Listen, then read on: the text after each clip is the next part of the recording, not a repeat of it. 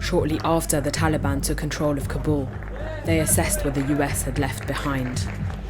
We're here right now with the Taliban as they enter into what was only minutes ago was an American-controlled portion of the military airport. The US tried to render all of its weaponry and equipment inoperable. But footage emerged that appeared to show Taliban forces parading captured American weapons. It was not the first time that the American military had mistakenly handed over arms to their enemies. In Syria, they airdropped weapons directly into the hands of ISIS. Governments also sell arms to fragile states, but when they collapse, entire regions are flooded with weapons.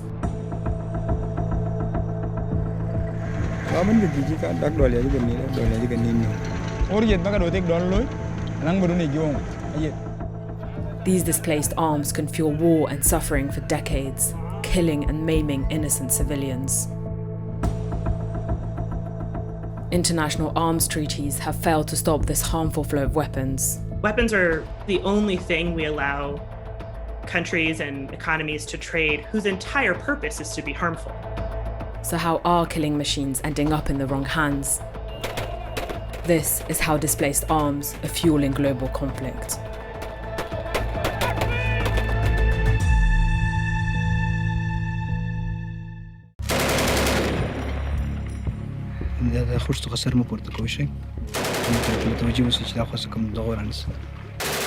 As the American occupation of Afghanistan ended, one of the last places to fall was Kandahar. The Afghan forces were allowed to surrender under one condition. Our leaders had negotiation with the Taliban to abandon the city, so that's why we don't have civilian casualties in the city. They agreed to hand over millions of dollars of US-supplied weapons in exchange for safe passage on government flights. Days later, footage appeared to show a Taliban-operated Black Hawk hovering above Kandahar. Weaponry ending up in the wrong hands is known as weapons diversion. The diversion matters so much because our whole effort as an international community to regulate the arms trade has focused on how the weapons will be used and by whom.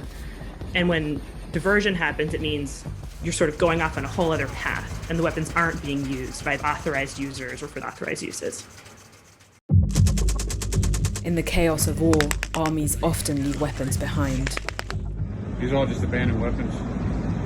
I could just grab an AK if I wanted one. It's rarely the intention to leave weapons behind, but circumstances may dictate that staying behind to dispose of them properly or withdraw them may not always be possible.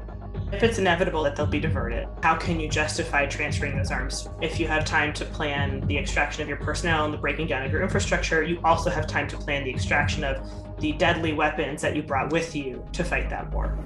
But just a month before withdrawing, the US provided more arms. We provided advanced weaponry, and we're going to continue to provide funding and equipment.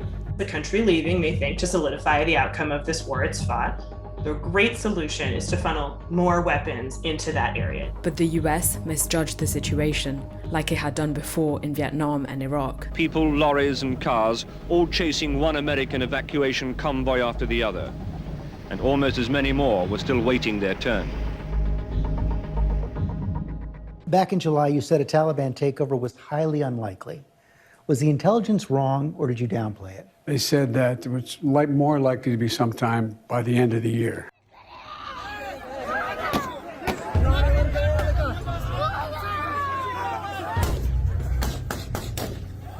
There is a fear that the Taliban's new arsenal will be used to commit human rights abuses.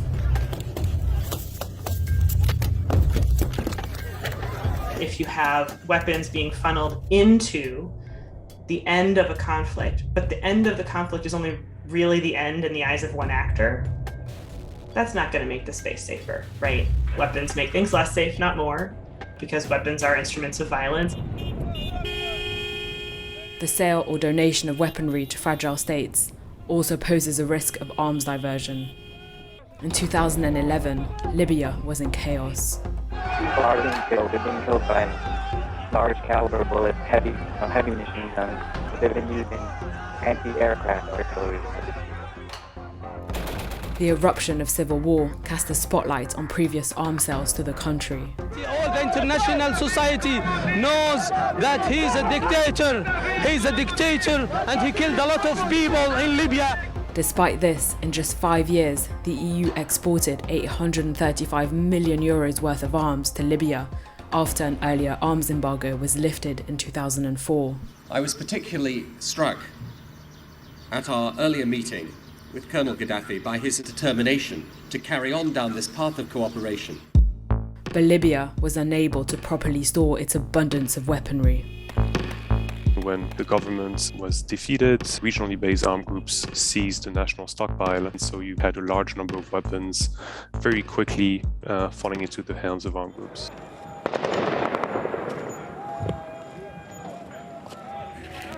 Five months following the fall of Gaddafi, militants armed with heavy weaponry from Libya overthrew the Malian government.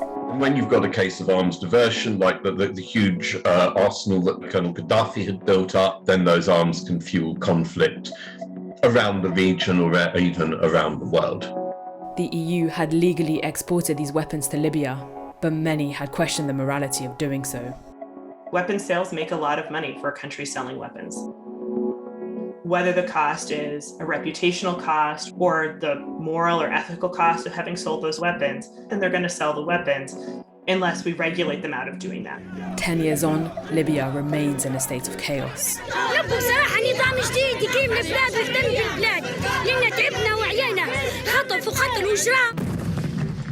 Efforts have been made to stem the tide of Libya's black market weapons. There's now good international guidance on what kind of markings should be on firearms, and that includes a serial number.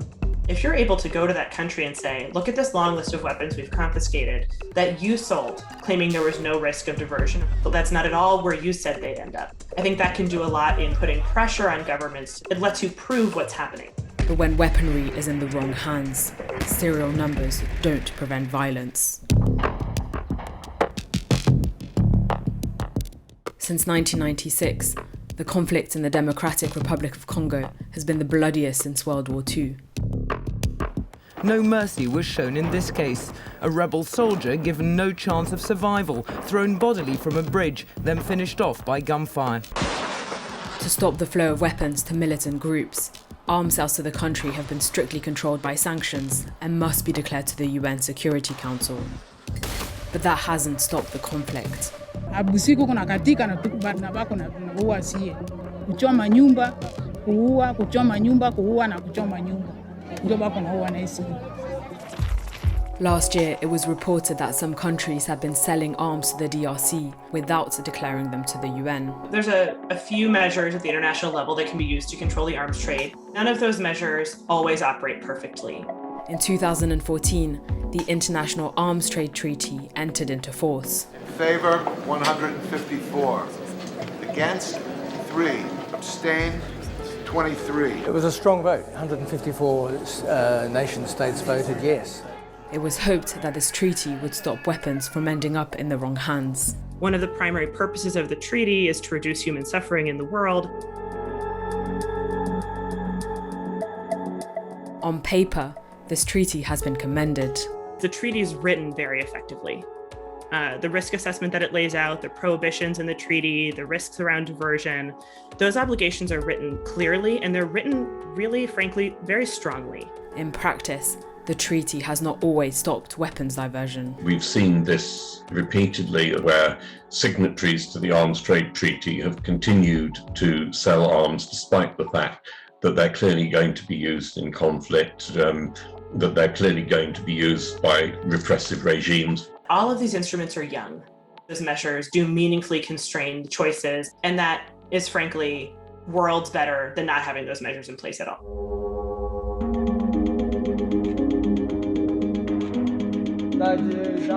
In Afghanistan, the Taliban's capture of operable US weapons will have long-term consequences. The impact will be measured over years and possibly decades, because these are weapons that will last a very long time. Human suffering tends to last as long as the weapons do. South Sudan, 10 years after its independence, remains plagued by violence and is awash in weapons. I started running, then he was following me. Then they started shooting me. Over the last decade, the surgical teams of the International Committee of the Red Cross in South Sudan have provided treatment to more than 9,000 patients wounded by weapons. Many of these are children. Countries often refuse to implement the measures to help stop weapons diversion.